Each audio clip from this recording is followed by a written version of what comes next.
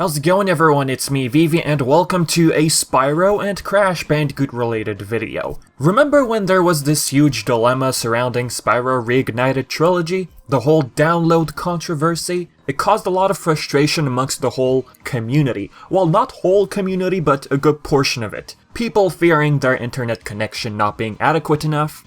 Some would even bring up the story about servers. Oh, you know, in 20 years, if the servers shut down and all that, you won't be able to download it. You've heard that one, right? Game 1 was on the disk, simply. Levels from 2 and 3 would require an update, or in other words, a download. This was officially brought to your attention by Activision back in late August 2018. Well now, Spyro Reignited has gotten reports of low-key reprints. This has not been publicly announced yet. The game in its full glory. People who recently bought copies have reported that the game did not redirect them towards a download screen. These reports come from Reddit and GameFAQs. User Cropsy, over on GameFAQs, had this to say. Just posted this to the PS4 board too. Apparently this was quietly reissued, sometime during the summer as I bought it from Amazon, back in July, and finally got around to installing it today. After the game finished installing, I was expecting an update to start, but it never did. Check the game information and the size is 36.24 gigabytes, and the version is 1.03. I decided to start the game and to my surprise, I was able to play Spyro 2 and 3. I don't think there is a way to tell what issue you'll get before purchasing it, as the game's front and back cover art both look the same. I decided to look up the latest info on the game myself, and the game now sits at 1.03 at 36.23 gigs.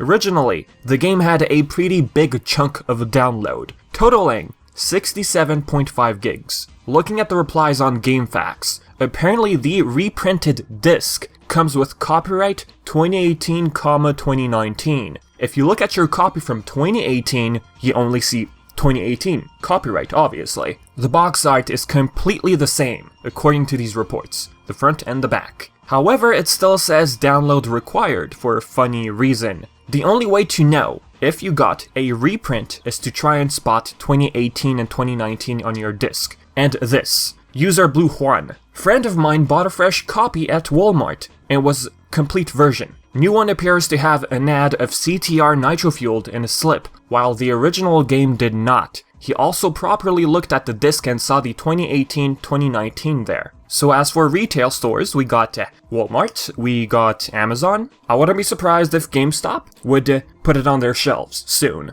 Note, these are only for the PS4 versions currently. The Switch version at launch required a download of 8.7 gigs, the game totaling 15 gigabytes. I have to say, I'm not surprised even to the slightest, at least for the reprint aspect. Crash and Sane Remember did get a reprint around the time the game launched on Xbox, when it went multi-platform. That version of the game came with all updates and DLC. Spyro didn't get DLC, so I take it this reprint was due to the huge demand of wanting the game to be full on one disc. Alright, so with that out of the way, let's move on to the next topic. Crash Nitro-Fueled's history of Datamines. I've never covered any of these Datamines before. You've most likely heard of BetaM, notorious for spotting characters and carts within the files of Nitro-Fueled for Grand Prix, which we're yet to see. This time, the user was able to uncover content for Grand Prix Season 6, the winter/Christmas themed one. Here's the list. If you don't want to get spoiled,